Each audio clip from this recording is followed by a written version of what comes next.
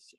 Entonces vamos a seguir viendo sistema nervioso y vamos a ver, bueno, ya vimos el tema de las glías, que son las células de apoyo al sistema nervioso, particularmente a las neuronas, y las neuronas como tal, que son células mucho más grandes y que son técnicamente la unidad fisiológica y funcional del sistema nervioso, o sea, el que le hace la pega, el que conduce el impulso desde el receptor hasta el efector o quien ejecuta la respuesta, ¿ya? Porque esto lo vamos a ver en la próxima clase, que es lo que se conoce como arco reflejo, que es el sistema de cómo funciona el sistema nervioso, ¿ya? El sistema nervioso funciona de una forma relativamente sencilla. Tenemos una célula que es la que genera el impulso, que en este caso son los receptores, y todos los receptores están asociados a los órganos de los sentidos, ¿ya? Por lo tanto, cuando yo me pincho el dedo, hay un receptor que genera un impulso nervioso que mi encéfalo lo interpreta como un pinchazo, identifica la cantidad de presión, etcétera, y genera una respuesta de vuelta a un músculo cercano al lugar donde se está realizando el pinchazo en este caso. Entonces, el encéfalo es quien toma la decisión, chuta, me sigo pinchando porque lo puedo tolerar, o saco o retiro la mano, o saco el dedo, etcétera, o muevo el brazo, para no seguir pinchándome y posiblemente generar algún daño mayor, ¿ya?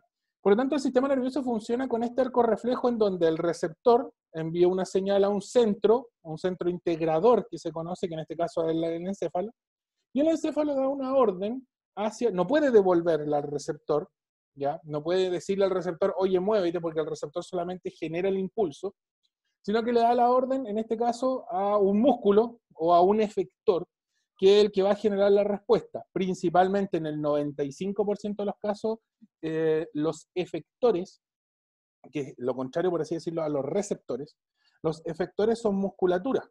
¿Ya? Ahí depende del tipo de músculo, porque hoy día vamos a ver que existen dos musculaturas, por así decirlo. Una musculatura que es autónoma, que funciona sola, como por ejemplo el estómago o gran parte de los órganos internos que están compuestos por musculatura lisa, funcionan de forma autónoma, yo no los controlo, ¿ya?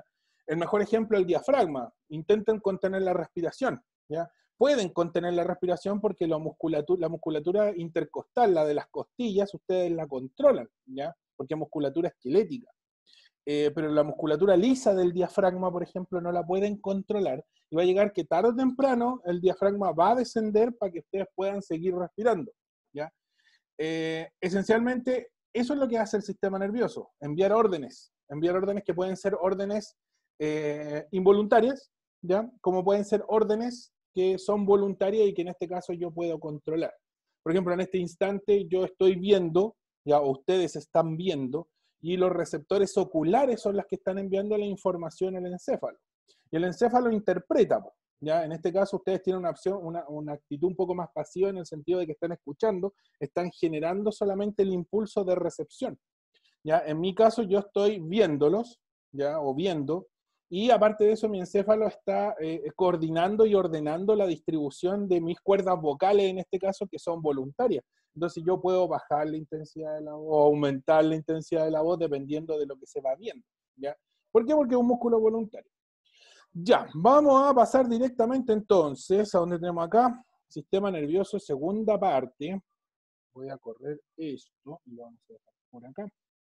Ya, entonces, vamos a pasar al tiro al esquema del sistema nervioso. Traté de ser lo más minimalista posible en la guía de no agregarle ejercicios previos, sino que voy a tratar de tirárselos fuera de la clase.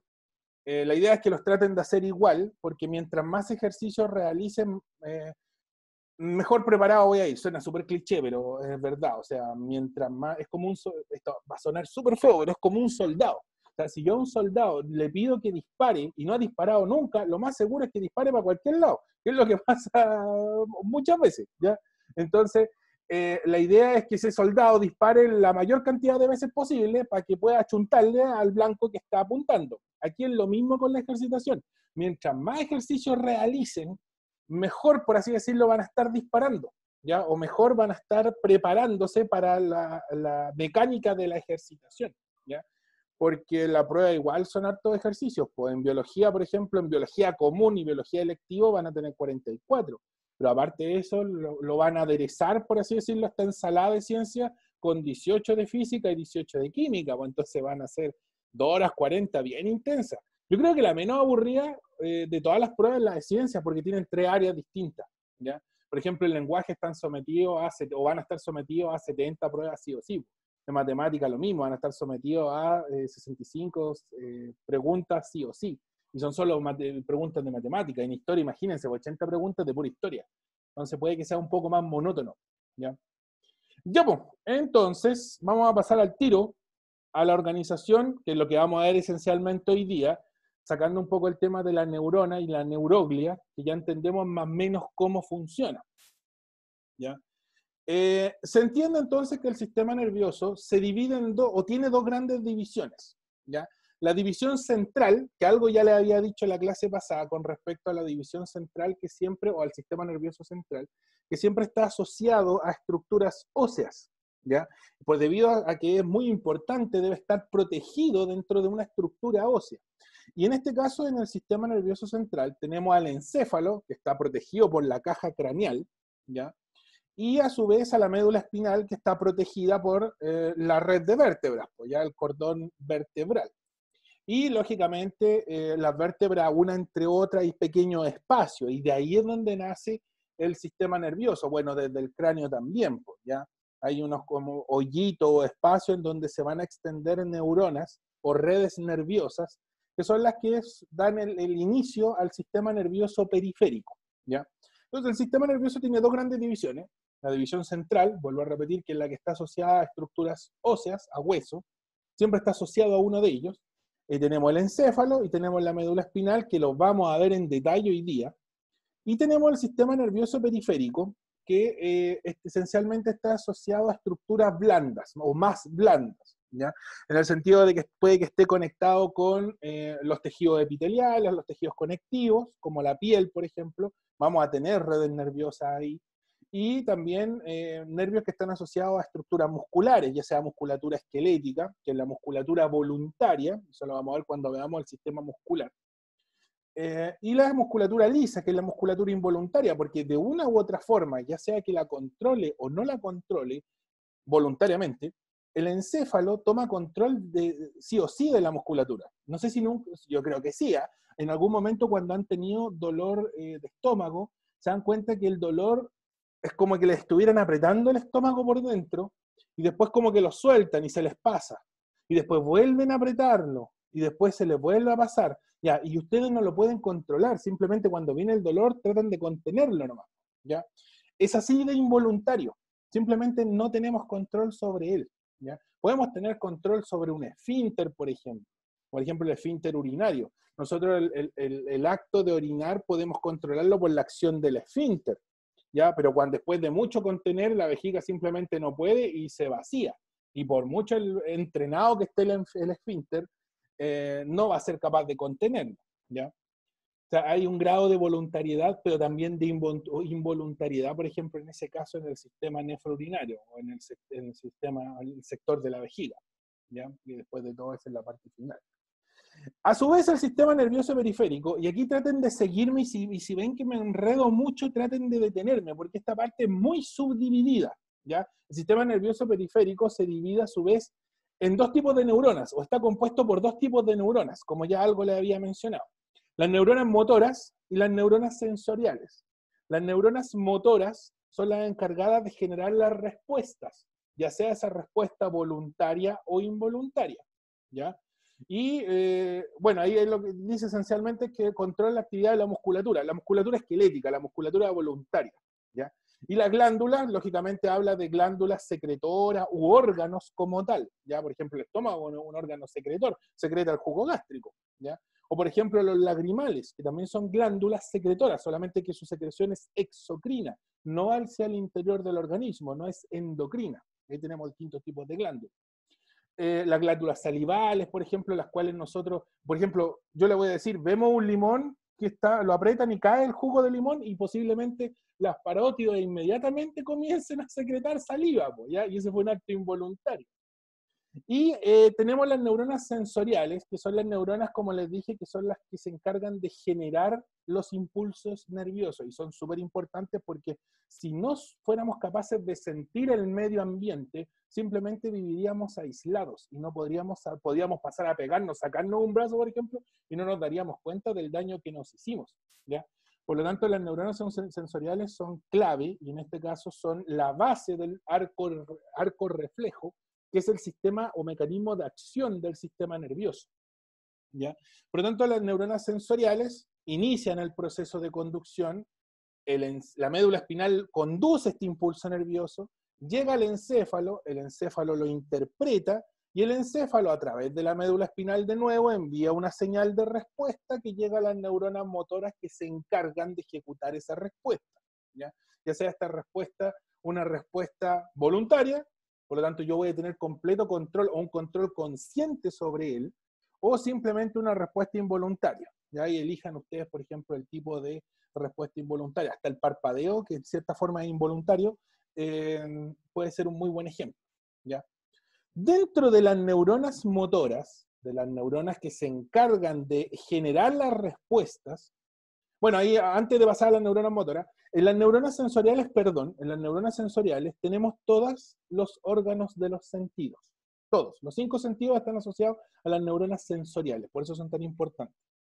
Ya, ahora sí, las neuronas motoras a su vez están divididas o se dividen en dos tipos de neuronas que conforman dos sistemas nerviosos, por así decirlo, diferentes entre sí, que ya se lo he ido repitiendo harto en lo que llevamos de clase.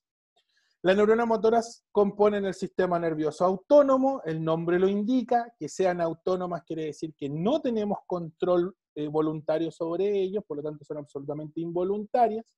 Ahí tenemos glándulas, órganos, musculatura lisa, etc.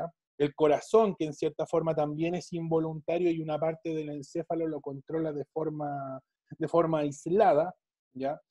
Y el sistema nervioso somático, o corporal. Somático siempre hace relación al término corporal, no se olviden de eso.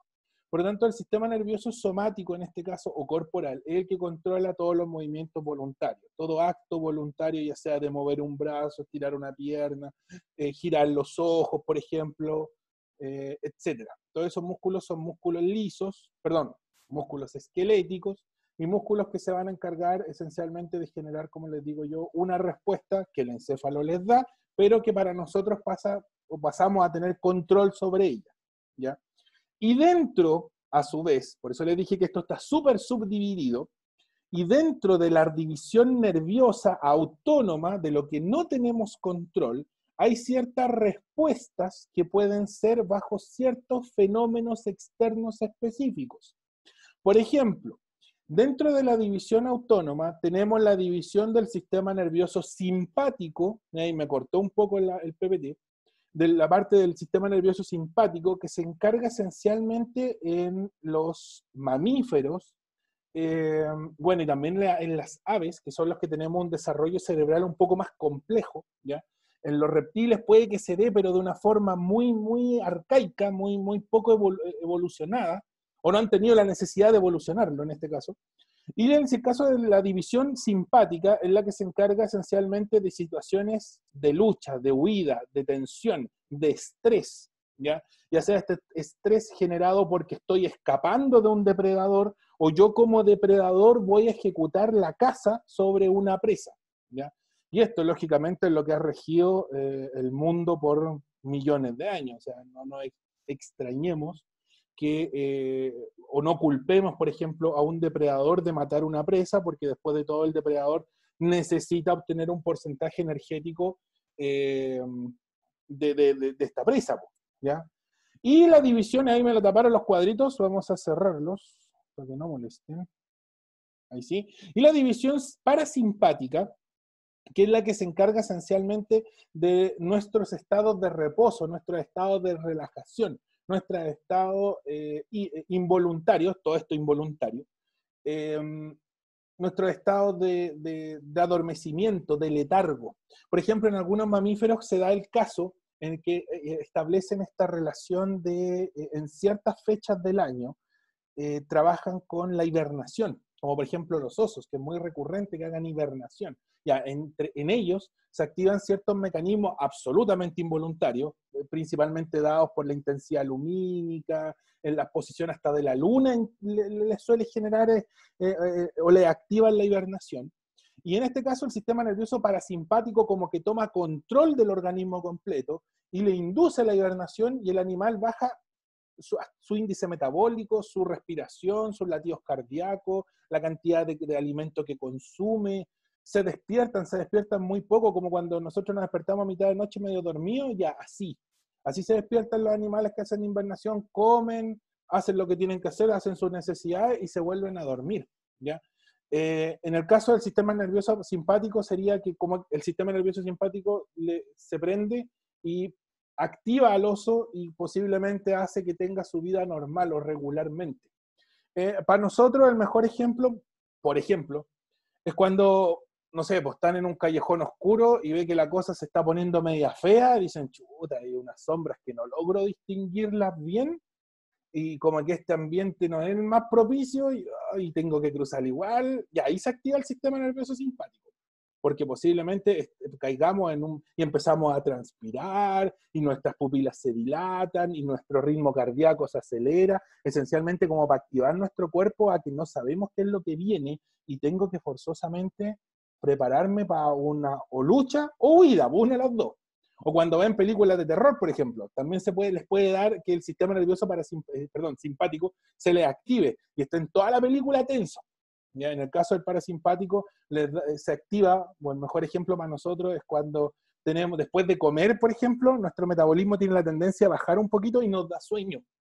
Y la siesta de la tarde, ya, ahí es porque nuestro sistema nervioso simpático posiblemente no identifica ninguna amenaza, nuestro sistema, entre comillas, voluntario dice, no hay nada que hacer en la tarde, me puedo dar este lujo, ¿ya? Y el sistema nervioso parasimpático toma control y nos hace dormir una siesta de 30 minutos, no, después ya el resto es pérdida de tiempo. ¿Queda claro esto? ¿Alguna pregunta? El Vicente viene llegando tarde, pero en todo caso estoy grabando la clase Vicente, así que va a poder ver el inicio o la introducción, ¿ya? Giselle, ¿me va a comentar Yo, algo? profe, tengo... Sí. Entonces, del sistema nervioso autónomo sale el simpático y el Así parasimpático. mismo, Sí, desde el no de autónomo se somático, divide nada en que ver. dos.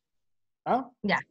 No, le preguntaba que el somático no tiene nada que ver, o No, sea, nada que sale ver, porque como el somático autónomo. es voluntario y yo tengo control, imagínense que nosotros tuviéramos control del estrés. Por ejemplo, la Belén que conversamos delante, que estaba súper estresada y que estaba chata la pega, por así decirlo, imagínense que fueran capaces de controlar el estrés.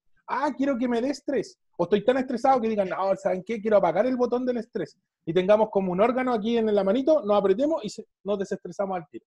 No funciona de esa forma, funciona de una forma completamente autónoma. Ustedes, por ejemplo, en la pega pueden estar con mucha pega, pueden tenerlo sometidos bajo el yugo todo el día trabajando, y en ese momento no sienten el estrés. Sienten el estrés cuando llegaron a la casa, porque en la casa, como por así decirlo, se desconectan y todavía están como hiperactivos y no se pueden quedar dormidos. Muchas veces les ha de pasar que el día fue tan intenso que son las 1, 2 de la mañana y no pueden concebir el sueño, porque el sistema nervioso autónomo, la división simpática, todavía los tiene bajo presión, pues los tiene activos y los tiene en este ambiente tenso, ¿ya? El parasimpático como que no hay caso que se pueda encender. Y más encima las pantallas de celulares, por ejemplo, los que somos fanáticos de la tecnología o los que andamos pendientes del teléfono casi todo el día, 1, 2 de la mañana y todavía estamos mirando el teléfono, la luz del teléfono hace que nuestra globos oculares todavía estén encendidos, pues entonces nuestro sistema nunca secreta la hormona que va a inducir el sueño.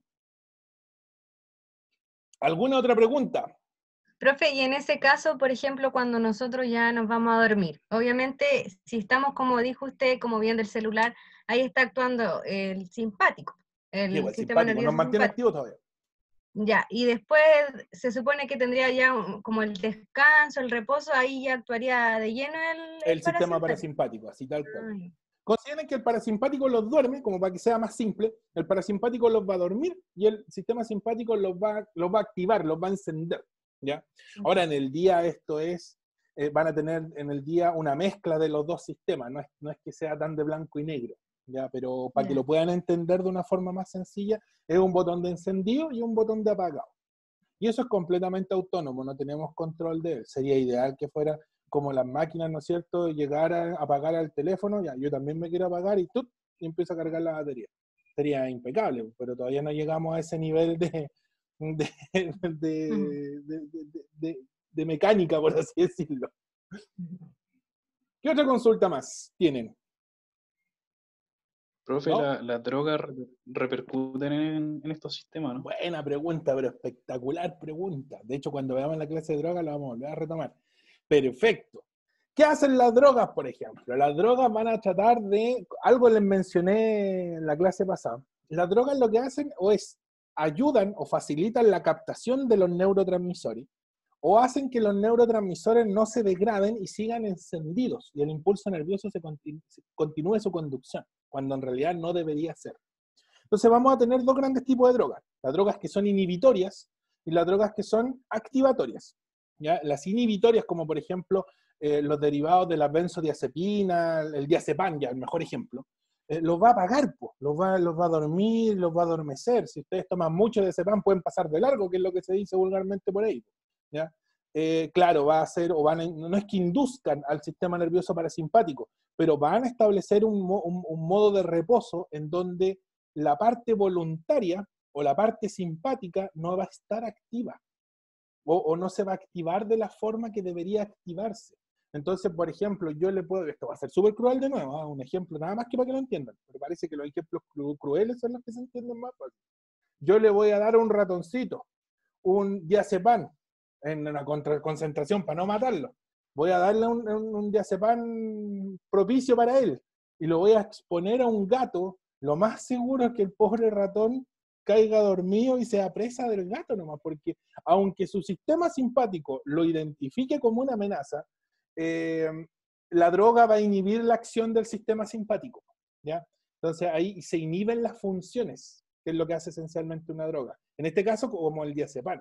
Una droga activatoria, como por ejemplo, y aquí hay que usar los ejemplos más vulgares como para que se entiendan también, la cocaína o una menos fuerte como la cafeína, por ejemplo, ¿qué es lo que va a hacer? Va a hacer que el animal nunca pueda estar en un modo de reposo, inhibe la acción del sistema parasimpático y queda el otro sistema funcionando porque es el simpático.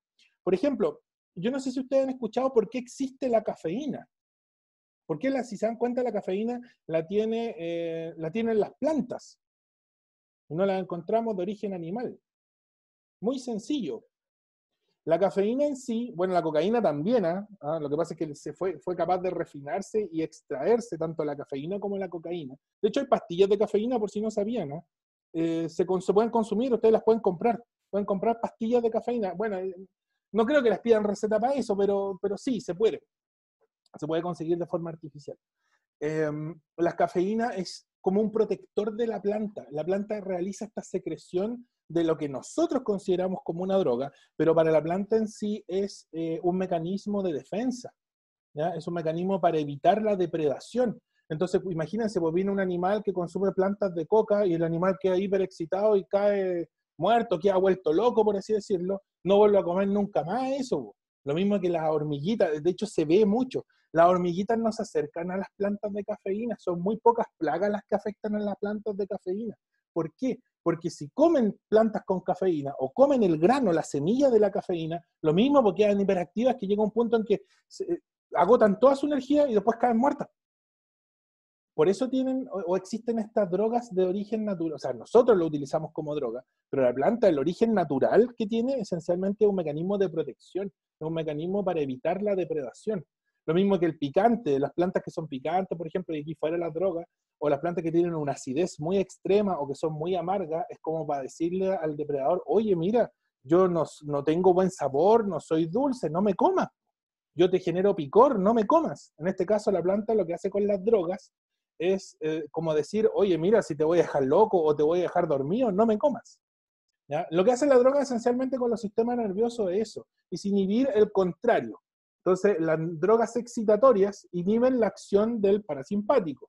Las drogas inhibitorias inhiben la acción del simpático y de esa forma el organismo tiene la tendencia a caer dormido o hiperactivarse más de la cuenta. ¿ya? Lo vamos a ver cuando veamos drogas. De hecho, tenemos una clase asociada a eso, porque han aparecido preguntas de drogas, y más ahora que si han estado muy en boga la droga, ya sea blanda o drogas duras. Se les puede aparecer una pregunta de cafeína incluso, como les digo. ¿Alguna otra consulta? ¿No? ¿No?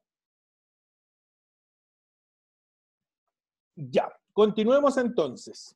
Si no hay consultas, pasemos a ver directamente las divisiones del sistema nervioso central, y si alcanzamos, porque son hartas las divisiones del sistema nervioso central, si alcanzamos, bien, pasamos al periférico. Si no alcanzamos, tiramos al periférico para la próxima clase, porque hasta ahora tiempo tenemos. Y yo prefiero, vuelvo a repetirles, que esto quede súper claro antes de pasarle la materia apurado con acelerador y decir, yo lavarme las manos y decir, ya pasé la materia. No, si la materia está pasada.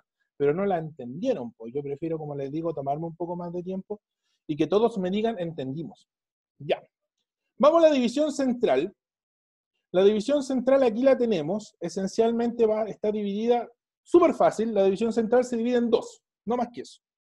El encéfalo, muy conocido por todos, que siempre aparece el cerebro como mejor ejemplo, pero el cerebro es en realidad una parte del encéfalo. También existe una parte troncal, que es el tallo encefálico, que a su vez está subdividido, y eso lo vamos a ver después, ¿ya? Y la médula espinal, que lógicamente se divide en 4 sectores en los mamíferos, pero en nuestra especie, por así decirlo, está principalmente asociada a 4 sectores igual, porque tenemos un origen evolutivo mamífero en común con los gatos, los perros, las ballenas, etc., los chanchitos, pero no tenemos cola, pues.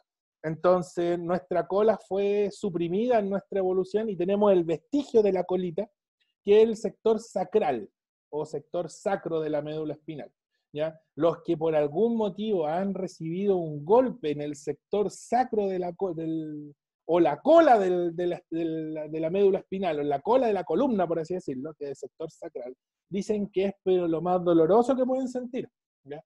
¿Por qué? Porque ahí están las terminales nerviosas. Entonces las terminales nerviosas son más sensitivas incluso que los órganos convencionales o las neuronas convencionales asociadas a los órganos de los sentidos. Entonces un golpe en ese sector, pero es terrible, ¿ya? Nosotros, vuelvo a repetir, el sector sacral lo tenemos atrofiado, porque cola no tenemos, pero ustedes pueden verlo en un perro, en un gato, lógicamente, ellos tienen su colita, y los otros mamíferos también tienen sus colitas, salvo los gorilas que no los tienen, o algún otro tipo de mono, ¿ya? Pero todos los demás mamíferos tienen colita. No le tiren la cola al perro, al gato, porque no creo que sea muy chistoso, algo le ha de doler, ya, por si acaso. La cervical es la más importante, porque aparecen varias neuronas que se conectan entre medio de la médula, entre medio de las vértebras, unos nervios, que son los nervios dorsales, nervios raquídeos, esencialmente. No les van a preguntar eso, pero a lo que quiero ir es que son prácticamente como enchufes que se van conectando en la médula espinal. Son 31 para ser específico, por lado y lado. ¿Ya? Se entiende por lado y lado que es el sector que da hacia el vientre, por eso se dicen de nervios ventrales, porque van hacia el vientre, y los nervios dorsales, que van hacia la espalda, que van hacia atrás, ¿ya? Entonces tenemos enchufes por toda la columna vertebral, ¿ya? Que conectan el sistema nervioso periférico con el sistema nervioso central. Y eso lo vamos a ver después cuando veamos el sistema nervioso periférico. De hecho, hay una imagen bien clarita con eso, ¿ya? De hecho, ahí está, pues, la médula espinal. Dentro de la estructura como tal de la médula, ¿ya? O sea, quiere decir que si yo tomo la médula y la corto por la mitad, me voy a encontrar con que hay 2 sustancias, la sustancia gris y la sustancia blanca. ¿Qué son, esencialmente? Son neuronas que se han especializado en la conducción particular de un impulso nervioso, ¿ya? La de la sustancia gris conducen impulsos nerviosos un poco más específicos, que tienen que ir como más resguardados en cierta forma por el grado de importancia, y la sustancia blanca no tan específico, ¿ya? Por ejemplo, si yo me pincho el dedo, posiblemente no es algo de vital importancia, posiblemente ascienda por la sustancia blanca, ¿ya? Ahora, por ejemplo, si me corto el dedo completo, ya hay posiblemente la información, como es de vital importancia que se conduzca al encéfalo, posiblemente pase por la sustancia gris, que en este caso sería como una autopista más rápida, ¿ya? Sería como el carril izquierdo de la autopista o de la carretera, que aquí se anda un poco más rápido. siendo que en toda la pista ya se anda rápido, ¿ya? Ahí podemos ver en la otra figura cómo se enchufan estos nervios, que son los nervios dorsales, y como les decía yo, y ventrales. Los que van hacia el vientre son los ventrales, y los que van hacia la espalda son los dorsales. Estos se conectan, son 31 enchufes, por así decirlo, que se conectan y conectan todo el organismo. Ahora, si yo cortara uno de estos, por ejemplo, uno de estos nervios, dejaría sin comunicar algún sector, dejaría de sentir la mano, o una pierna, o una parte de la pierna, etc. Por ejemplo, hay personas que sienten hormigueo en los brazos de forma recurrente, y siempre le hormiguea el brazo, y no tienen problemas cardíacos, y me molesta, y siempre se me adormece. Ya, muchas veces, teniendo lógicamente los medios económicos principalmente para este tipo de cirugía, se corta ese nervio, porque ya se identificó cuál es el nervio asociado, se corta y la persona le deja de hormiguear la mano, claro, porque la información ya no se conduce por ahí, ¿ya? Por lo tanto, esto es lo que hacen esencialmente los nervios que se conectan hacia la médula espinal. Van a desviar o van a llevar la información al resto de los órganos. Y como les digo, están distribuidos por toda la médula, y aquí lo pueden ver. Aquí ya tenemos nervios más clásicos en el sector periférico, como por ejemplo los que llevan la información hacia el brazo, y que nacen esencialmente del sector cervical. Por eso un daño cervical, por ejemplo, los puede dejar parapléjicos, o un daño lumbar los puede dejar tetrapléjicos, sin poder mover las piernas, por ejemplo. O los que sufrimos a veces dolor de espalda, fuéramos capaces de cortar el nervio que asocia al nervio ciático, por ejemplo, dejaríamos de sentir dolor en el ciático, pero tampoco podríamos mover la pierna, pues entonces ahí hay que ver qué es mejor, ¿ya? Esencialmente la médula espinal es una autopista que lleva información a alta velocidad, una más rápida que otra. ¿Cuál es más rápida? La sustancia gris lleva información de vital importancia a una velocidad mucho mayor que la de la sustancia blanca. Aquí radica mucho la importancia de la mielina. Acuérdense de los oligodendrocitos, que lo vimos en la clase pasada, que actúan en el sistema nervioso central y que secretan la mielina, ¿ya? La mielina es esta protección que tienen las neuronas en los canales axónicos para que el impulso nervioso viaje más, aisladamente, ya que es como este recubrimiento de plástico que tienen los cables, pero el recubrimiento no es total, y que facilita la conducción del impulso, hace que se mueva más rápido, ¿ya? Entonces yo podría deducir, y esto cuidado porque puede que entre a hacer la prueba, que la sustancia gris, las placas de mielinización, la mielina en resumidas cuentas que hay en esas neuronas, es mucho mayor que la de la sustancia blanca, porque la sustancia gris se mueve más rápido, ¿ya? Entonces, cuidado con esas deducciones, porque esa información se la pueden dar en el encabezado del ejercicio, que sería lo ideal, como también les pueden hacer que ustedes lo deduzcan con el conocimiento que se presume que deben tener, ¿ya? Entonces vuelvo a repetir, la sustancia gris que conduce la información más rápido, en este caso va a tener esas células, esas neuronas van a tener más mielina secretada por los oligodendrocitos, no las células de Schwann, porque las células de Schwann participan en el sistema nervioso periférico, ¿ya? Y no así tanto la sustancia blanca. ¿Alguna pregunta con la médula? Vuelvo a repetir, la médula lo único que hace es llevar información. Profe, Tanto yo para tenía arriba una como abajo. pregunta Cuénteme. con respecto a una enfermedad. Era la esclerosis múltiple. Ya. Perfecto. ¿Qué pasa con la esclerosis múltiple? A ver, deja acordarme la esclerosis múltiple. Esa genera desmielinización, pues justamente. No sé si ustedes se acuerdan. Bueno, si este compadre no murió hace mucho. El Stephen Hopkins, el científico que estaba postrado en una silla de ruedas. Ya, él tenía un mal, por así decirlo, un mal nervioso en realidad, degenerativo, que se llamaba ELA, que es una variante de la esclerosis múltiple. Entonces genera atrofia, po. Entonces, cuando la persona no puede, en el caso de la esclerosis múltiple, en el caso de ELA también, no se secreta la mielina que debería secretarse, la médula espinal conduce el impulso nervioso más lento, y lo van a ver que la persona va a estar aletargada en el caso simple, en el caso no tan específico, tan grave como en el ELA de Stephen Hopkins. En el caso, por ejemplo, de una persona que tenga la común o la versión común de esta atrofia, en resumidas cuentas, que se produce a causa de que no se secreta la suficiente mielina en las neuronas, y particularmente en la médula espinal. Entonces la persona, claro, ustedes las pueden estar pinchando y se va a dar cuenta 5 minutos más tarde. O sea, no tanto 5 minutos, pero va a tener un retardo en la conducción del impulso, por lo tanto, tanto los órganos de los sentidos no van a percibir bien la información o no la van a conducir de la forma correcta, como la respuesta asociada a ese estímulo tampoco va a ser conducida a la velocidad normal. Y es un problema porque es una enfermedad autoinmune.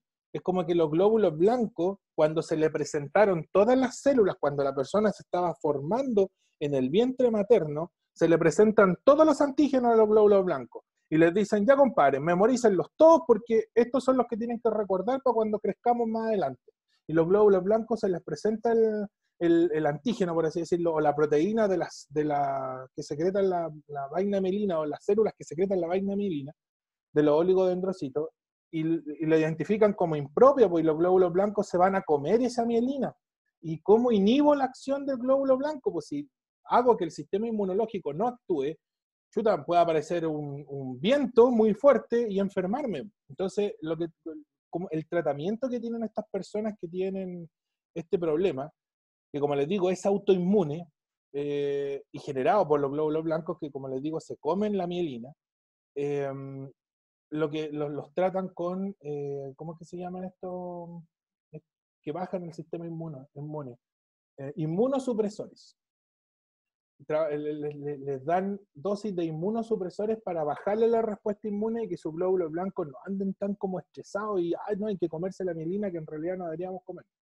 Y esencialmente es porque durante el desarrollo embrionario, durante la presentación de antígenos, se desconoció el antígeno, en este caso del oligodendrocito y de las células que secretan la mielina.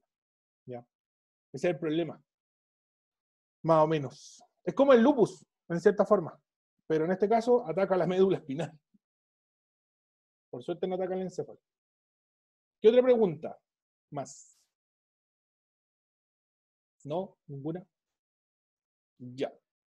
Bien, entonces se entiende que la médula espinal va a conducir el pinchazo ahí en el dedo del pie, cuando se pegan en el dedo chico, ¡tum!, viaja la información y viaja rápido al encéfalo. Y el encéfalo es el que interpreta este dolor que vamos a sentir después que nos peguemos en el dedo chico del pie. ¿Ya? El encéfalo, Dios mío, aquí tenemos una buena división con respecto al encéfalo. El encéfalo en sí, como les decía yo, no es solo el cerebro es una parte del encéfalo que lo vamos a ver de forma específica también. Pero también existe el tronco o tallo encefálico. En algunos libros viejos aparece como talo encefálico, en libros españoletes principalmente. Si por ejemplo ustedes estudian por internet, se van a encontrar con mucha bibliografía o muchos textos que aparecen ahí que están en español de España. ¿Ya? Y cómo identificar que es español de España y no español latino, porque no aparece que el término tallo, sino que aparece talo encefálico.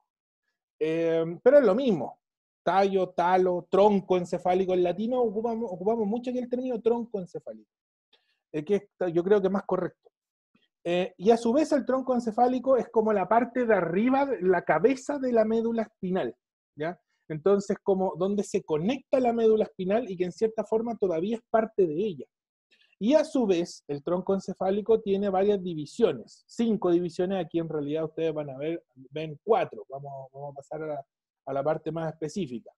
El tronco encefálico tiene 5 partes, como les decía.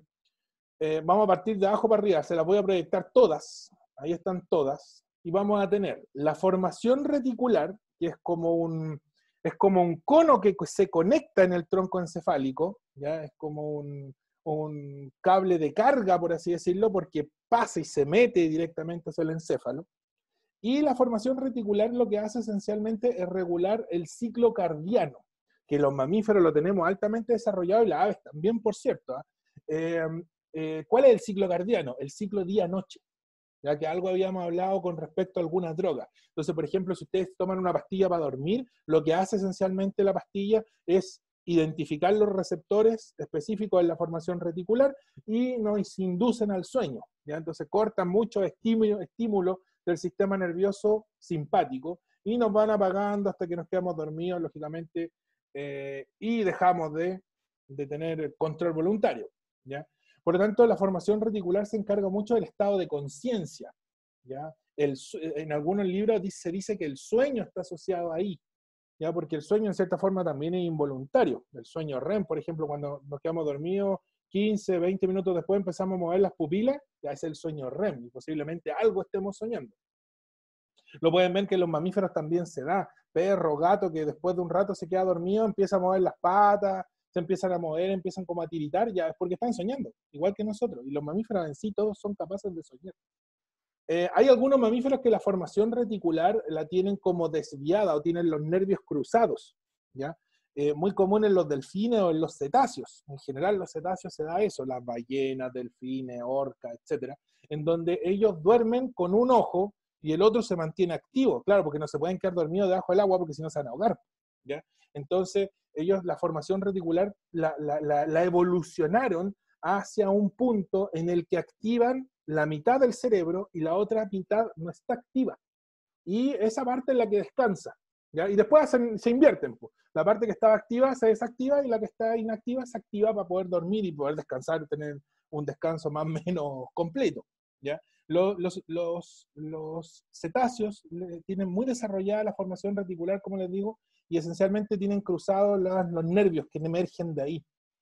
Por si se preguntaban cómo dormían los delfines, ya, pues ellos duermen con un ojo y con el otro están despiertos, pues, precisamente porque tienen que salir a respirar en algún momento.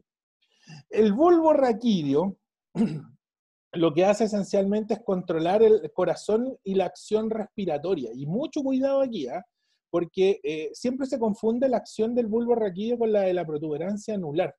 Ya, el bulbo raquídeo activa y desactiva la respiración. Lo mismo, activa y desactiva en cierta forma las funciones cardíacas. No el latido como tal, porque la acción muscular del corazón es autónoma, se controla sola por unos nodos nerviosos que están en el corazón, ¿ya? Que son como un cerebrito chiquitito que tiene el corazón, y ese es el que le va marcando el pulso eléctrico para que este músculo se contraiga y se relaje continuamente, ¿ya? Por eso ustedes pueden sacar el corazón y va a seguir latiendo, porque ese cerebrito que tiene sigue activo y sigue contrayendo el músculo, ¿ya?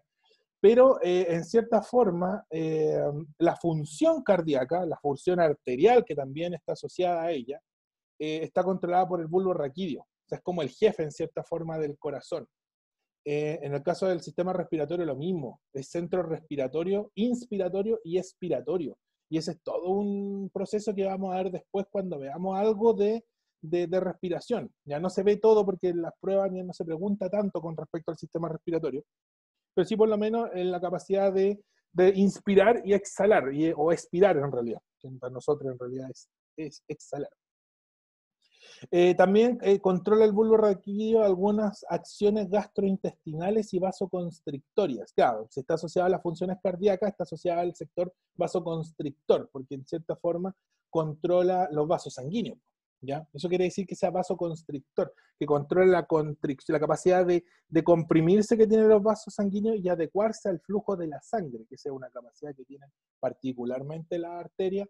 Las venas no tanto, porque las venas tienen como unas válvulas de presión, de regulación, tienen como unas llavecitas, por así decirlo, que les hace regular la presión. Las arterias no, pues las arterias tienen músculo como tal, pues son capaces de emular en cierta forma el latido cardíaco. Y eso lo controla el bulbo raquídeo, esencialmente. La capacidad, por ejemplo, si ustedes les dicen una droga que inhibe la capacidad de respirar, o sea, a la persona ustedes le inyectan la droga y esa persona va a dejar de respirar, posiblemente se muera, va a actuar directamente sobre el bulbo raquídeo, ¿ya?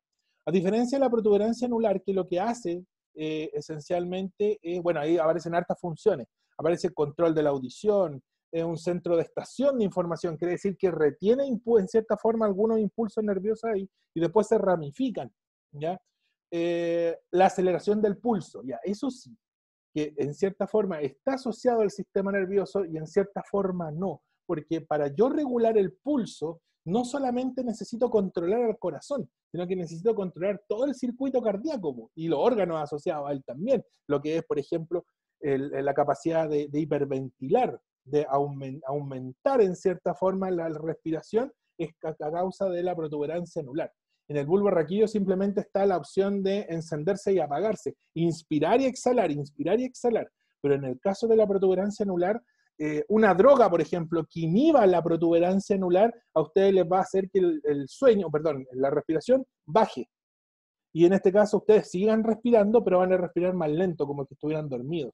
Lo contrario, una droga que, por ejemplo, necesiten a ustedes hiperventilar o respirar más de la cuenta, va a atacar la protuberancia anular de forma excitatoria, les va a encender la protuberancia anular para que sean capaces de respirar más de la cuenta, ¿ya? O hiperventilar, que es el término correcto. Por ejemplo, cuando ustedes se asustan y después quedan con el corazón así que se les sale y respiran más agitadamente, acción de la protuberancia anular, y eso es completamente involuntario, no tenemos control del susto. Imagínense que tuviéramos control del susto, sería lo ideal. El cerebelo, este es un clásico. El cerebelo, se pregunta en la época de la PA, a mí me preguntaron el cerebelo en la PA. Esencialmente se encarga de la motricidad fina, ¿ya? O sea, nosotros somos capaces de hilvanar o hilar una aguja, o de escribir, por ejemplo, escribir de forma coherente, se lo debemos esencialmente al cerebelo. ¿Por qué? Porque el cerebelo se encarga de como el equilibrio muscular. Entonces somos capaces de coordinar la musculatura para ser capaces de ejecutar un proceso muy fino o un proceso muy burdo, cualquiera de los dos. Depende con matices entre uno y otro, ¿ya? El acto de escribir, y díganme qué otro animal es capaz de escribir, así de evolucionado que tenga el cerebelo, y lo pueden ver. Nuestro cerebelo es enorme en comparación al de los otros mamíferos, precisamente porque somos capaces de tener este efecto evolutivo que se conoce como mecanismo pinza. Nosotros tenemos el pulgar contra el índice, entonces eso nos faculta la capacidad de generar estos movimientos altamente finos. Y como les digo, otro mamífero, ¿qué es lo que va a hacer un perro o un gato? Posiblemente utilicen las patas nada más que para caminar. O en el caso de un mono, posiblemente sea capaz de tomar las cosas, pero no las toman. No tengo un lápiz por aquí. No toman el lápiz como nosotros de esta forma, con este efecto pinza. Los toman así. Y el pulgar también hace este juego. Por eso se andan colgando de todas las cosas. Con cualquier monito se van a dar cuenta. Y toman el lápiz de esa forma, no de esta forma, ¿ya? Que es precisamente el cerebelo nos da esa capacidad, ¿ya? Y asociado con la corteza motora que está en el cerebro. Y aparte de eso, el equilibrio. Por ejemplo, las personas que tienen o que sufren microinfartos cerebelares, quiere decir que son microinfartos, pero en el cerebelo, y pierden parte del cerebelo porque se les muere esa parte del cerebelo, se necrotiza ese tejido, se pueden andar cayendo, o se paran y sienten que se marean, ¿ya? El cerebelo esencialmente controla eso, equilibrio y motricidad fina, ¿ya? El tono muscular, pues el tono muscular, la capacidad, como les digo, de controlar un músculo a un grado de precisión quirúrgico o a un grado de pegarle con un hacha a un palo, pues así de burdo puede llegar a ser el movimiento. Pero es movimiento voluntario, no involuntario. Por lo tanto, la formación reticular, el bulbo raquídeo y la protuberancia anular se encargan de movimientos involuntarios, a diferencia del cerebelo que lo hace a nivel voluntario, ¿ya? El mesencéfalo esencialmente controla los reflejos visuales y auditivos, ¿ya? Por ejemplo, el mejor ejemplo, cuando ustedes van en la calle y les pegan un chiflío y nos falta el que gira la cabeza, ya esa es acción del mesencéfalo, ¿ya? Porque el reflejo auditivo pasó inmediatamente, llegó al encéfalo, al cerebelo, a través del mesencéfalo, y el mesencéfalo desvió la información automáticamente para generar la respuesta, y la respuesta fue girar la cabeza. O por ejemplo, los perros, los gatos, ustedes les silban, y en el gato, por ejemplo, es más común, porque si ustedes llaman al perro, el perro viene. Pero si ustedes llaman a un gato, el gato le gira la oreja nomás, porque son lo más indiferente que hay, pues. Ya, la acción de girar la orejita para el movimiento está asociado esencialmente al mesencéfalo. Nosotros no podemos girar la oreja porque el músculo no lo tenemos, pese a que tenemos el ligamento que nos facilitaría el movimiento de la oreja, pues, ¿ya? Pero no tenemos el músculo, lo perdimos en el momento que, por así decirlo, evolucionamos, ¿ya? ¿Alguna pregunta con estos 5? ¿Cómo les pueden preguntar estos 5? Se los pueden preguntar directamente con una pregunta de conocimiento. La función del mesencéfalo es alternativa A, B, C, D, E, ¿ya? Entonces, ¿se lo pueden aprender directamente con este PPT? Sí, se lo pueden aprender porque la pregunta podría ir directamente también. Pero también puede ir una pregunta un poco más compleja, de aplicación, por ejemplo, de análisis. De aplicación muy sencillo, una droga. Si a ustedes le inyectan una droga que inhibe la acción del mesencéfalo, entonces ustedes tienen que decir, a ver, el mesencéfalo controla los reflejos auditivos y visuales, esta persona si le chiflan en la calle no va a girar la cabeza. Ya, esa capacidad asociativa la consiguen, lógicamente, teniendo el conocimiento de las funciones, en este caso del tronco encefálico. ¿Ya?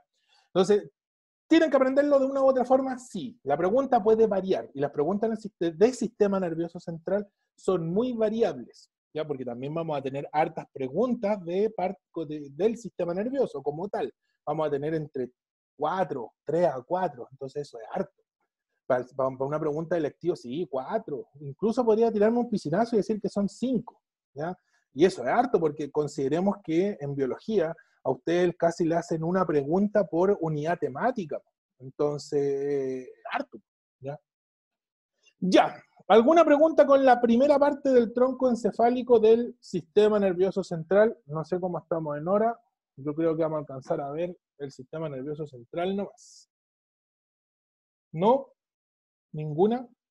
Si, por ejemplo, ustedes reciben una atrofia en el cerebelo, clásica pregunta, van a perder, de hecho, apareció creo que en la PSU del 2012, 2011, una droga inhibe la acción del cerebelo. Ya, esta persona no va a poder escribir, no va a poder hilar una aguja, posiblemente se ande cayendo sola, ya, porque va a andar muy mareada, precisamente porque el cerebelo es el que se encarga de esa motricidad fina y del equilibrio como tal, ¿ya? La formación reticular, una droga que inhiba la acción de la formación reticular, la persona va a tener problemas con el sueño y la vigilia, ¿ya? Apareció hace años atrás una pregunta de la PSU que decía los marines norteamericanos tenían muy entrenada la formación reticular. Es bien difícil que puedan hacerlo, pero supongamos que sí, que sean capaces de entrenar la formación reticular. Claro, ellos prácticamente serían capaces de controlar el sueño, quedarse dormido casi cuando ellos quieren y despertarse casi cuando ellos quieren, porque esa es la función de la formación reticular, controlar el ciclo cardiano, el ciclo día-noche, ¿ya? Y el bulbo raquídeo, vuelvo a repetir, apunta esencialmente a la capacidad respiratoria, al igual que la protuberancia anular, pero el bulbo raquídeo en encenderla y apagarla, ¿ya? En cambio, la protuberancia anular es capaz de regularla, aumentar la frecuencia respiratoria y cardíaca, disminuirla, ¿ya? Sin necesidad de apagarla o hiperactivarla más de la cuenta. Ya, vamos al cerebro. Esto es todo lo del cerebro. No, en realidad no es todo lo que se tienen que aprender. ¿Qué es lo que tengo que entender del cerebro? Esencialmente, ¿qué sector se encarga de percibir estímulos motores, percibir los estímulos sensoriales y percibir los estímulos asociativos, que son los más complejos para nuestra especie? Se lo explico cada uno. Los sensoriales son los estímulos que vienen de los órganos de los sentidos. Súper sencillo, ¿ya? Los motores son el sector que se encarga de generar las respuestas motoras, el movimiento, a eso apunta esencialmente motor. Y el asociativo son las capacidades que tiene nuestra especie como tal de entender, ¿ya? La inteligencia, ya para que sea más fácil, la inteligencia. ¿Por qué? Porque la corteza frontal, de hecho más adelante hay una mejor imagen, ahí está. El lóbulo frontal, en nuestro caso, primero que nada como mamíferos, los mamíferos tenemos un desarrollo del lóbulo frontal bastante considerable. Después pasamos al sector de los homínidos, o de los primates un poquito antes, que ya tienen el lóbulo frontal más desarrollado que el resto de los mamíferos, y nosotros los homínidos, que el Homo sapiens es el único que fue capaz de sobrevivir, porque el Homo neandertal y el Cro-Magnon y todos los otros se extinguieron, son los que conseguimos desarrollar el lóbulo frontal aún más que el resto de los mamíferos y de los homínidos como tal. Podríamos incluso considerarnos, esto va a sonar súper arrogante, como el pináculo de los lóbulos frontales, ¿ya? Y en cierta forma somos los que tenemos el lóbulo frontal, lóbulo asociativo, ¿ya? O corteza asociativa más desarrollada, porque somos también los que desarrollamos un poco más la inteligencia, ¿ya? La corteza motora, o los lóbulos parietales, y aquí hay otros también, porque aquí está el lóbulo parietal, el lóbulo temporal, que es de color verde, y el lóbulo occipital, que se ve de color rosado acá atrás. Estos son parte del sector sensitivo, ya que son o están asociados a los órganos de los sentidos. Y aquí lo tenemos, ahí está el lóbulo occipital, lóbulo temporal. Ya. La corteza motora no es toda el lóbulo frontal, ya, pero sí gran parte de él. La corteza motora es la que genera el movimiento voluntario.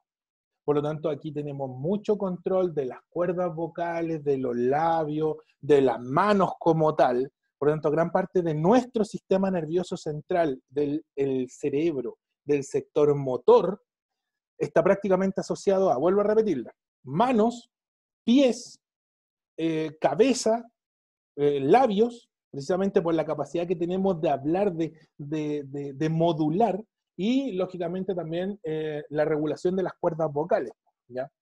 Por lo tanto, nuestro lóbulo frontal, nuestra corteza motora en su totalidad, todo esto que ustedes ven de color celeste, está altamente desarrollado en nuestra especie, ¿ya?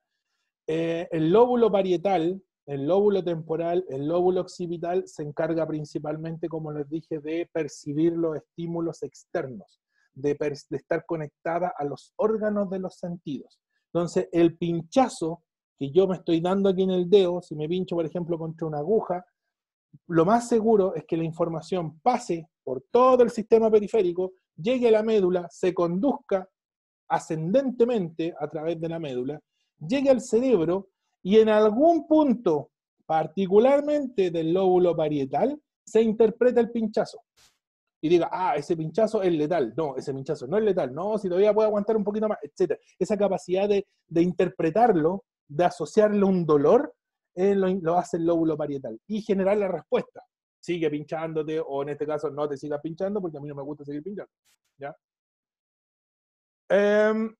Y, perdón, aquí vamos a apagar, ahí sí, me aparece en esta ventana. Y la corteza sensitiva, que es, como les digo, todo este sector, el amarillo, el verde y el rojo, que se encarga principalmente de estar asociada a los órganos de los sentidos. Y ahí podemos ver una figurita que, por así decirlo, indica el grado de desarrollo que tenemos de nuestro cuerpo a nivel nervioso en nuestro cerebro.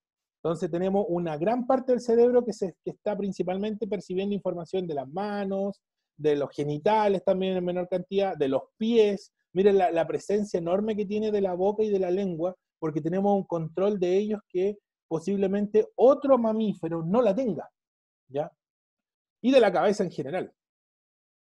Y aquí tenemos ya una parte un poco más subdividida. Como les decía, la corteza de asociación, tenemos el área de Broca, por ejemplo, que son el área de Broca es el área del lenguaje, ¿ya? La que nos permite particularmente desarrollar el lenguaje como especie. Área de asociación, desarrolla las funciones superiores del sistema nervioso, tales como el lenguaje, la capacidad de razonamiento, el razonamiento ya sea inductivo, deductivo, etcétera, y la memorización con el aprendizaje, o sea, prácticamente está en esta parte frontal del encéfalo. Por eso hay personas que cuando reciben, por ejemplo, daño frontal, en los sectores frontales del cerebro, pierden la capacidad de hablar o quedan hablando mal, o no son capaces, por ejemplo, de llevar a cabo ejercicios matemáticos complejos o razonamientos complejos, etc. ¿Ya? La corteza de asociación visual son las cortezas del sector de atrás. Voy a volver a parte aquí. El lóbulo occipital principalmente se encarga de la visión, ¿ya? Eso quiere decir que nuestros ojos llevan la información que son capaces de percibir a través de sus neuronas, ¿ya? En este caso de la retina, que es como un panel de neuronas, llevan la información a través o conducen la información por estas neuronas hacia el lóbulo occipital. Y el lóbulo occipital dice, ah, este es el rojo, este es el azul, este es el verde, este es el amarillo, etc. ¿Ya? Por lo tanto, esencialmente, él es quien interpreta los colores. El lóbulo temporal, que son los lóbulos que se encuentran aquí justo en las orejas, por así decirlo, en los extremos, los lóbulos temporales son los que perciben la información auditiva. Por lo tanto, ahí está el audio. Justo aquí al ladito de la oreja está el audio, por suerte, como para memorizarlo rápido. Entonces, en los lóbulos temporales se interpreta la capacidad de audición. Ahí está el órgano, o no, no el órgano, sino que ahí está el sentido de la audición en resumidas cuentas, ¿ya? Porque el órgano es el canal auditivo. Y el sector parietal esencialmente se encarga del tacto, el gusto y el olfato. Ahí pueden ir, va dividido uno más que otro, ¿ya? Pero esencialmente en el lóbulo parietal ustedes van a tener gusto, olfato y gusto que están directamente conectados porque trabajan con receptores asociados entre sí, y el tacto que lo tenemos prácticamente en todo el órgano de la piel, pues si después de todo la piel también cumple una función de un órgano, ¿ya? Aquí está más dividido, pero esencialmente es lo mismo, ¿ya? Aquí tienen cortezas de asociación sensorial que están asociadas, como les digo, a los órganos del tacto, gusto, el olfato, el área de Wernicke, la corteza auditiva primaria, secundaria, así de denso, perdón, no se pregunta. Yo diría que es más simple. Las preguntas que yo he visto con respecto al cerebro como tal apuntan esencialmente a esta figura que está aquí, ¿ya? Por lo tanto, saber cuál es la corteza motora, la corteza sensitiva, más que las cortezas de asociación como tal, principalmente hay que recordar esto, que está acá, ¿ya? Lóbulo frontal, lóbulo temporal, audición, lóbulo parietal, principalmente tacto, gusto, olfato, y lóbulo occipital, visión. Y con este vamos a quedarnos después, porque después cuando veamos el ojo y la capacidad auditiva, que hay una clase para eso, por así decirlo, está asociada al lóbulo occipital. Entonces ahí vamos a volver a recordar el lóbulo occipital. ¿Alguna pregunta? ¿No? ¿No? ¿Ninguna? ¿Ninguna? Ya, terminemos entonces, porque yo sé que algunos tienen clase. ¿Alguien me iba a preguntar algo? Perdón, Luna. Y el lóbulo frontal dijo que cada Es la uno capacidad tenía... asociativa. Principalmente, más fácil, la inteligencia está en la parte de aquí adelante, en el lóbulo frontal del encéfalo. Ya, profe, gracias. ¿Ya? Sí, pues y ahí vamos ramificando el encéfalo, pues la parte frontal, en el medio justo, después tenemos a los laditos, pero siempre en el sector frontal, ahí tenemos el área de Broca y otras que están asociadas principalmente al razonamiento matemático, pero nunca he visto, por ejemplo, que les pregunten en la PSU, y esto digo nunca, desde que yo hago clases, 2007, ¿dónde se encuentra el razonamiento matemático en el cerebro? No, nunca he visto una pregunta así. Ahora, lo que sí les preguntan, y vuelvo a repetir porque es muy similar, ¿qué pasa si una droga inhibe el área de Broca, por ejemplo?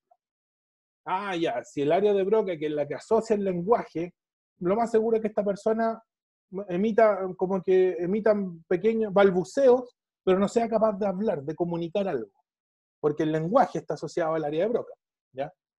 Por lo tanto, apunta esencialmente a qué pasa si se inhibe un lugar específico, pero nunca he visto que sea tan denso. Sí, la occipital es la que me han preguntado, por si acaso.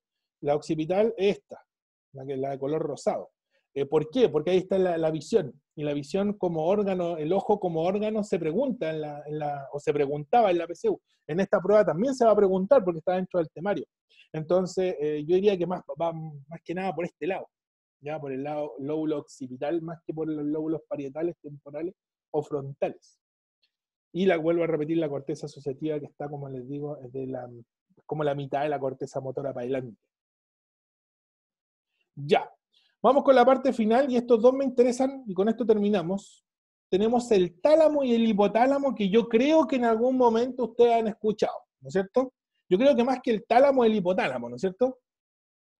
¿Sí o no? ¿Les suena el hipotálamo? Sí. ¿Cuándo escucharon del hipotálamo?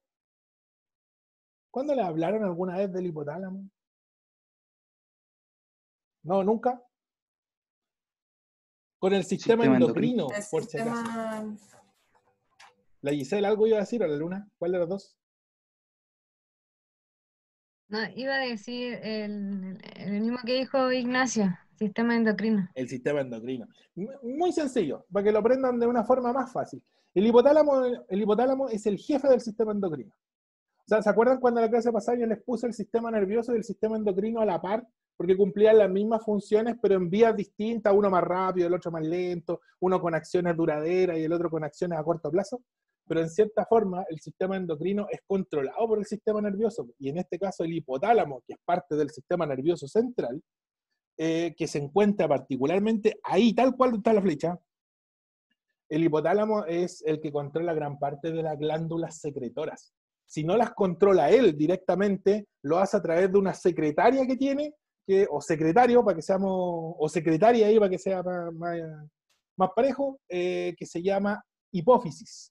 Y la hipófisis tiene dos divisiones, dos sectores. La adenohipófisis, que es el lóbulo frontal, y la neurohipófisis, que es el lóbulo posterior. Aunque hay una ahí que está como al medio que se llama mesohipófisis, pero no, dejémosla en dos nomás, ¿ya?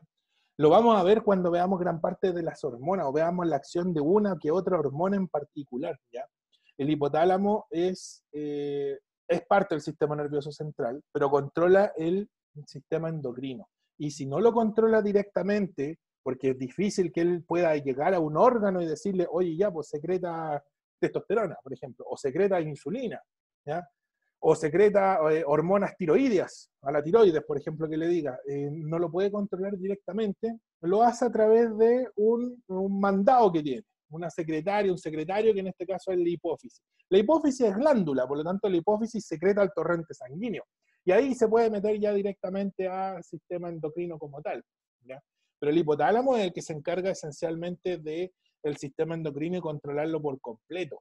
Ya él dice, a ver, ¿cómo está la hormona tanto? Ah, no, hay que secretar más de esta. Después dice, ¿se secretó? No, se secretó mucho, hay que activar el otro mecanismo, etc. Y eso lo maneja con botones como de encendido y apagado, que son como las feedback, las retroalimentaciones. Retroalimentaciones positivas, retroalimentaciones negativas, ¿ya? Es como les puedo dar un ejemplo, el hipotálamo es como un jefe que está guardado en una oficina con un tablero enorme donde él simplemente aprieta botones, ¿no? Ya, una cosa así. Y que tiene como les digo yo, un secretario, que en este caso es la hipófisis, que cuando no lo puede hacer él directamente, le dice a la hipófisis, oye, ya, pues hipófisis, secrétate, no sé, pues luteinizante para controlar, en este caso, la ovulación. Necesito que esta señorita ovule, así que secretemos luteinizante. Y en la hipófisis no le queda otra más que secretar luteinizante hasta que el hipotálamo le diga, no, suficiente, y corta la secreción de luteinizante, ¿ya? Como les digo, el hipotálamo es como este jefe controlador. Y el tálamo, que se encuentra atrás o sobre el hipotálamo, porque hipo quiere decir que está debajo, como el hipotálamo es lo que está debajo del tálamo, el hipotálamo en cierta forma se encarga del procesamiento, de procesar información motora y sensitiva. Permite la sensación del dolor como tal. Entonces, mucho estímulo de pinchazo, de roce, pasa por el tronco encefálico, llega al tálamo, y el tálamo dice, a ver, ya, corteza motora, a ver, no, corteza sensitiva. Sensitiva en tal grado, de tal forma que exprese dolor, que no se exprese dolor, todavía aguantamos un poco, etc. ¿Ya? Entonces el tálamo, como les digo, se encarga de percibir la intensidad del dolor. Las personas que son muy sensibles, por ejemplo, al dolor, es porque su tálamo está muy desarrollado, muy activo, o muy hiperactivo. Entonces secreta muchas neurotransmisores que me induzcan este dolor, por así decirlo. Si yo quiero inhibir el dolor, fácil, pues. Le secreto una droga que inhiba la acción del tálamo, ¿ya? Ahora hay tumores que, por ejemplo, crecen entre el hipotálamo, el tálamo, y lo presionan, y muchas veces esta persona no siente dolor, ¿ya? Recuerden que si aparece un tumor a nivel de encéfalo, no es por culpa de la acción neuronal, no es porque la neurona se haya descontrolado en su crecimiento, porque la neurona no se divide, lo va a hacer una glía, una neuroglia. Posiblemente sea un astrocito o una microglia que está creciendo más de la cuenta y que lo está presionando el tálamo o el hipotálamo, cualquiera de los dos. Si presiona el tálamo, lo más seguro es que esta persona no sienta dolor, ¿ya? O tenga algún problema asociado al dolor, o capaz que sienta más de la cuenta, que también podría darse. Y en el caso del hipotálamo, capaz que tenga un problema de regulación endocrina y no pueda regular una hormona, que eso sí se ha visto, ¿eh? Por ejemplo, personas que tienen desórdenes hormonales y todos sus órganos, sus glándulas están funcionando bien, le han hecho 1000 test a la sangre para ver si tienen problemas endocrinos, y no, pues el problema lo tienen a nivel hipotalámico, porque hay un tumor que está presionando el hipotálamo, y el hipotálamo, al ser presionado, no puede ejecutar las órdenes de forma correcta, ya sea hacia el torrente, o sea, él no, pero hacia la hipófisis, y por ende la hipófisis no va a ser capaz de regular el sistema endocrino. O personas que tienen problemas con el frío, que siempre andan muertas de frío, ya posiblemente también está asociado a eso, porque el hipotálamo y el tálamo, ambos, en uno más que otro, más el tálamo que el hipotálamo, regulan la temperatura, regulan la cantidad de sangre, perdón, la cantidad de agua que hay en la sangre, ¿ya? Porque eso también en cierta forma es regulado por una hormona. La sed, lo que se conoce como polidipsia, ¿ya? Que es la sed, la polidipsia es la sed, en resumidas cuentas.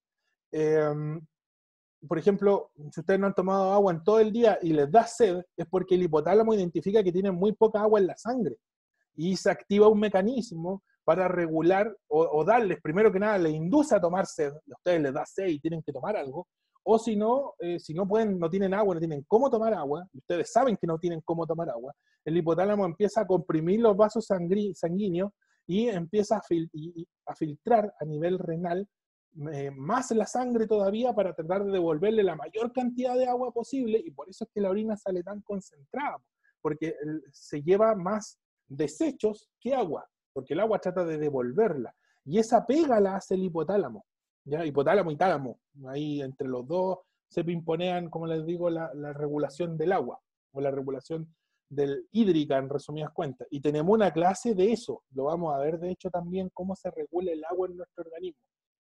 Y vamos a recordar de nuevo este tema del hipotálamo y el tálamo. Entonces, el hipotálamo es el jefe absoluto del sistema endocrino, él da todas las órdenes, él dice, esta hormona se enciende, esta hormona se apaga, cuándo se enciende y cuándo se tiene que apagar, ¿ya? De regulaciones muy básicas, como la producción de espermatozoides, la ovulación, por ejemplo, o funciones más complejas, como por ejemplo la regulación de la glicemia, de cuánto azúcar tengo yo en la sangre, esa pegama, ¿quién controla eso? Es el hipotálamo. Lo mismo que las hormonas tiroides, ¿ya? Por eso está asociado a la temperatura, la presión, etcétera, porque las hormonas tiroides son las que en cierta forma regulan la temperatura, junto con otras también, no solamente ellas, ¿ya? ¿Alguna pregunta con estos dos? Diencéfalo, está aquí abajito, todavía está como por dentro, en la parte interna, en el centro del cerebro, por así decirlo, ¿ya? ¿Alguna pregunta con tálamo e hipotálamo? ¿No? Vamos a seguir hablando del hipotálamo y del tálamo más adelante, así que si por ejemplo les aparecen dudas cuando estén repasando el video o estén leyendo información, créanme que lo vamos a ver más adelante porque tenemos de tálamo y hipotálamo mucho aún. Quizás no tanto de las otras, no tanto por ejemplo la sustancia gris o la sustancia blanca, pero sí de estos dos que, como les digo, son la clave del sistema endocrino, ¿ya? Ya, de la parte periférica, se la voy a mostrar nomás, que es lo que vamos a ver en la próxima clase. Vamos a ver periférico en la próxima clase porque uno, ya se nos pasó la hora, y dos, porque quiero que quede bien explicado, ¿ya? Así que como veo que me pasé 20 minutos, ya chiquillos, la próxima clase entonces seguimos viendo esta parte del sistema nervioso y particularmente todos los nervios que emergen desde la columna vertebral o desde la médula espinal hacia los órganos y músculos como tales. ¿Alguna pregunta de lo que vimos? ¿No? Ya chicos, nos vemos entonces. Cuídense. Ignacio, ¿me va a decir algo? ¿No? No, profe, me iba a despedir, no. Ya nomás. Ya chiquillos, cuídense, que estén bien. Chao, Nos vemos la otra semana entonces. Chao. Cuídense, profe, chao, que esté bien, Chao, gracias. chao. Chao.